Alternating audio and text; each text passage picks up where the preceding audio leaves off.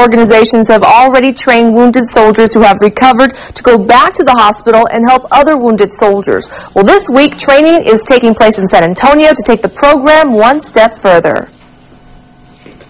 These peer mentors are friendly faces to wounded warriors at hospitals across the country. If a wounded or injured or ill service member who's going through doubts, the one person they're really going to trust is somebody who's been through their shoes. Jonathan Pruden is one of those soldiers. You are a member of a team. Like others in this room, Jonathan is already part of the Wounded Warrior Project. But now, Jonathan and 6 others are becoming certified trainers. In 2003, he was on the other side after an IED exploded near his Humvee in Iraq. I caught 153 pieces of shrapnel and 1 bullet. He underwent 20 operations and lost a leg.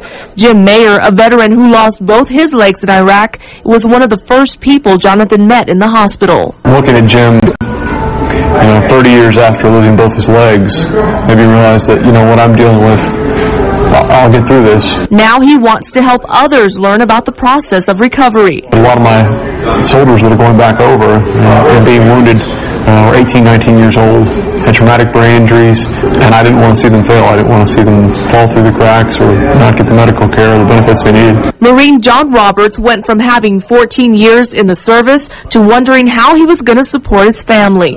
In 1992, his helicopter crashed off the coast of Somalia. The rear engine blew up in mid-flight.